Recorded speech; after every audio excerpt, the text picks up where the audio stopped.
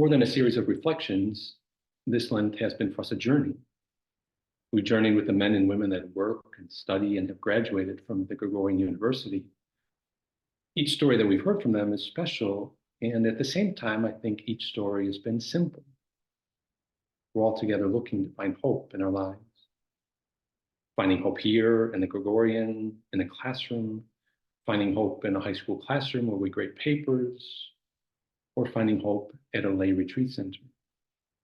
The geography of hope is where we are, it's where we live. Perhaps the stories that you have heard have helped you consider your own journey. That is, your own lives as the place where hope can be found, where hope emerges in all of its softness, its simplicity, and even its fragility. We've sought during this Lent to glimpse this virtue, to find it and even cultivate it. And as we enter into the Easter season, we enter into the fullness of hope, and that hope has a name for us, Jesus. Yes, we've been sharing stories during this Lenten series, but we have also been sharing one fundamental story, the story of Jesus. We've seen how he goes looking for people, especially those who have lost all hope. We've considered prayerfully how he engages the Samaritan woman in a conversation, and that conversation fills her with new life. We've also reflected on how Jesus, when he goes to Jerusalem, he spends time with the poor, the lame, and the blind, and his presence with them helps them to see their lives in a new way. Their sight is restored as if they can see for the first time. Finally, we have prayed with the passage of Jesus is bringing Lazarus back to life. We know that Jesus loved him, and he loved his sisters, Martha and Mary. And in calling Lazarus back to life, he reminds them, as he reminds us, that with him there's life. There's always reason to hope. Jesus is our hope. Our hope is not a thing, and it's more than a feeling, and I think it's more than an attitude that we bring to our life. It's this person. He's our hope. It's our relationship with him that gives us hope. My name is Christopher Staab, and I am a Jesuit priest from Cleveland, Ohio, and here at the Gregorian University, I have the privilege to teach in the area of Ignatian spirituality. I'm grateful to be able to participate in the mission at the Gregorian and to share with the students the spiritual vision and the spiritual experience of Ignatius of Loyola. He too was a man of great hope. And the remarkable aspect about his life is that one can see how his hope grew. Hope for him was not static.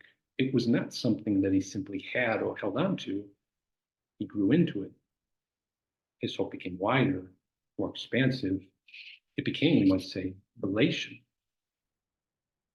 You may recall that at the beginning of Ignatius's conversion, Ignatius wanted to make his pilgrimage to Jerusalem all alone. He did not want anyone to come with him. For in his thinking at the time, he thought that he could not hope in God if there was another person there with him to help him. In much the same way, he refused to take money or bread for his journey. His autobiography recounts that he left 5 or 6 coins on a bench in Barcelona because to take the money would be to not hope completely in God.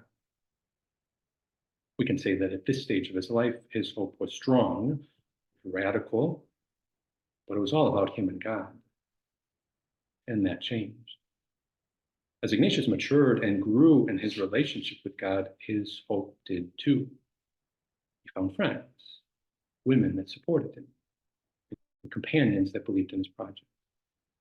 He became more relational, open. He learned from others, and his hope now involved others. He continued to hope completely in God, but that hope now included a community, friends, and other people. His hope in God brought him to trust and to hope in others. This might be our journey too. We hope in God, and our hope brings us to others.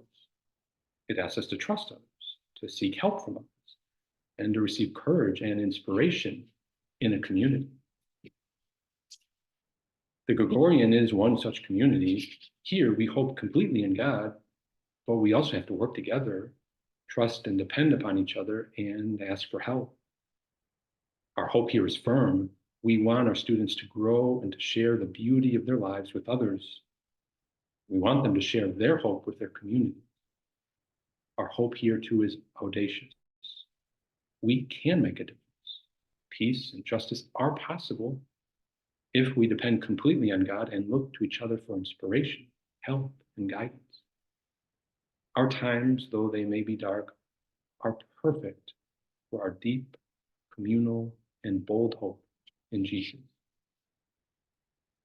This Lenten series may end, but our journey continues.